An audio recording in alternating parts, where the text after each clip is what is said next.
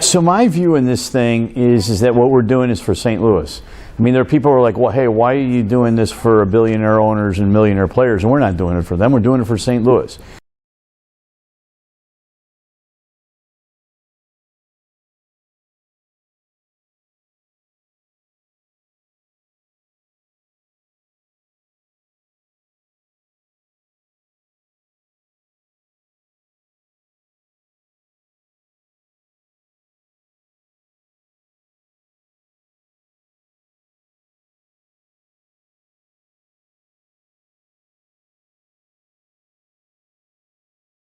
You know, we think that that professional football does bring value.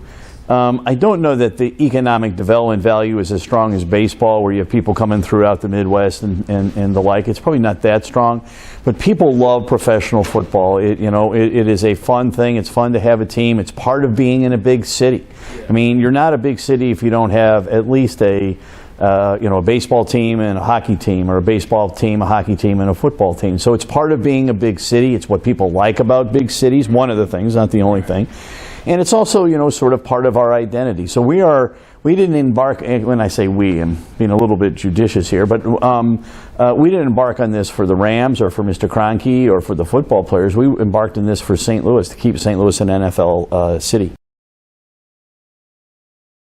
A little unusual in the situation that the owner, and it's certainly his right, but it's a little unusual that he's not been responsive, and that that we're doing this kind of unilaterally, although the NFL has been very encouraging.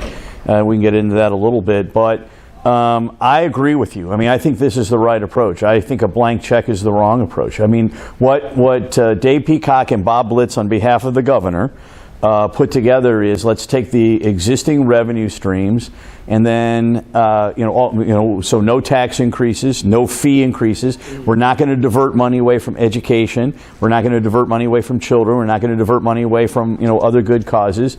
And the league and the team is going to have to come up with half of the revenue. And last time, the public paid 100% of it. The Rams got a sweetheart lease. And we just basically said that's what we got to do to get professional football. This time around, we're saying, hey, we'll meet you halfway, but we're not going to meet you any more than halfway. We're taking a part of the riverfront that should be prime real estate, but is not, and there's not any real hope of it on the short term of it becoming prime real estate, and it's going to get redeveloped. We may get a soccer team. We're going to get the jobs related to it. The economic activity there is, we're going to get that, and we're going to free up the dome for fall conventions. Right now, it's hard to book a convention in the domes. Conventions usually book 2, 3, 4 years in advance, and the NFL schedule comes out like a year in advance. So you can't really, we're not really very competitive in the fall when it comes to conventions. And the CVC thinks that having the Rams, having the dome to itself could mean $23 million in economic activity for hotels, restaurants, and our hospitality industry. So because it's in St. Louis, because it's on the riverfront, we're only putting in a small portion of the revenue for the thing, but we're going to get, most of the benefit. But I'll give you two observations. Number one is, it's being designed in such a way that it could also be the home to a MLS soccer franchise. And number two, the league has reacted positively to what we've done so far.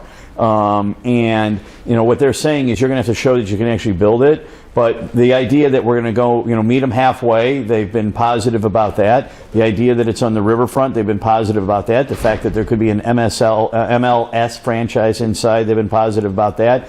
And the fact that it's open air and 64,000 seats, they've had no problems with that. So I'm not an expert on stadiums and what the sizes should be in open air versus closed and Super Bowls and all of that. The NFL has reacted positively to where we are so far.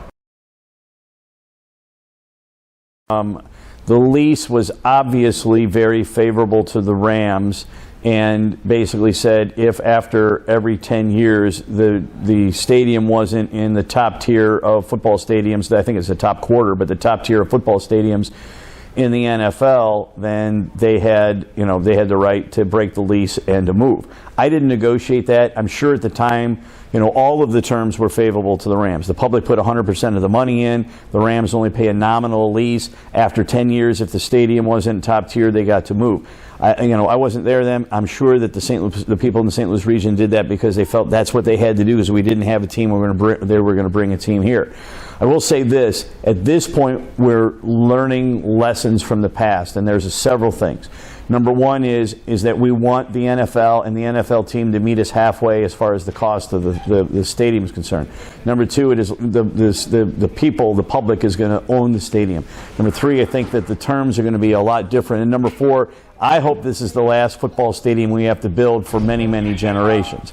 And so last time, I'm not criticizing. I think what people did last time, they did what they had to do to get an NFL franchise here, but we're going to have this is going to be very, very different this time, and we're going to be looking out for St. Louis and what's best for St. Louis with less desperation of how do we, we don't have the situation of, oh, how the heck do we get a franchise here? I think that it is, well, first of all, I love the Cardinals. 3 million people a year love the Cardinals. I think we have, clearly by their record, the Cardinals and the Yankees are the two most successful franchises in Major League Baseball. So I don't think that this is an exclusive thing, that either we love professional football or we love baseball. I do think we are a good baseball city, but I also think we are a good football city. And you pointed out the greatest show on turf. Even lately, when the Rams haven't been very good, they've still drawn very well and still had a lot of interest, even when they haven't done so well. And so part of having these franchises, and I get that people want to argue about the economics, and really sometimes you can't. A cost-benefit analysis is maybe not the best way to judge whether having a football team is good or bad. Let me tell you, football brings a lot of enjoyment to people. It is the most popular sport in America. Maybe not the most popular sport in St. Louis, maybe baseball is, but it is the most popular sport in America. People love football. They love having a team to root for. It brings a community together. St. Louisans of every ilk came together, and we were one city. And so, does sports have an infinite value? No. Should you engage in bidding wars? No. Should you be responsible? Yes. But do people love having a Major League Baseball team here? You bet. Well, do they love having a successful NFL team here? You bet.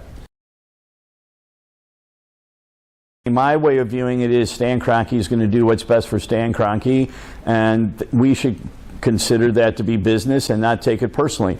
But by the same token, we're going to do what's good for St. Louis, and that's what I think under the instructions of the governor and with some guidance from the mayor, I think that's what Bob Blitz and Dave Peacock have done. They've said, hey, we're going to keep football in St. Louis for St. Louisans, not for the owner, not for the players, but for the fans and for the people of St. Louis. And here's what we're willing to do, and by implication, that means here's what we're not willing to do. And so everything that they're doing under the guidance of the governor, and again, to some extent the mayor, is for St. Louisans, not for Stan Kroenke. There's a couple of issues. Number one is downtown is where we hold great events, okay? And every good city has a great downtown.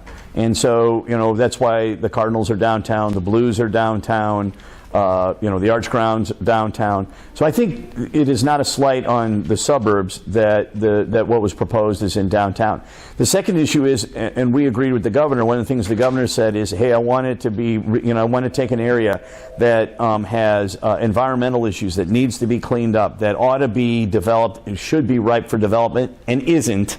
And that's where I want to locate it. And so I think that's the other reason that they chose this site. And the third reason is that all the major interstates converge on downtown. And whether you live in Illinois, whether you live in St. Louis County, whether you live in St. Charles, it is easy to get to downtown St. Louis. We're a top 20 media market in their 32 teams in the NFL. And we've got, for a city our size, we have more Fortune 500 companies than most cities our size had. Even when the Rams weren't particularly good, the fan base kept coming. As a matter of fact, some of the announcers, I think nationally, were talking about that, about how, hey, the Rams have been really not done very well for 5 or 6 years, and yet, they keep drawing. I'm not going to make any predictions, but let me say this is eminently doable.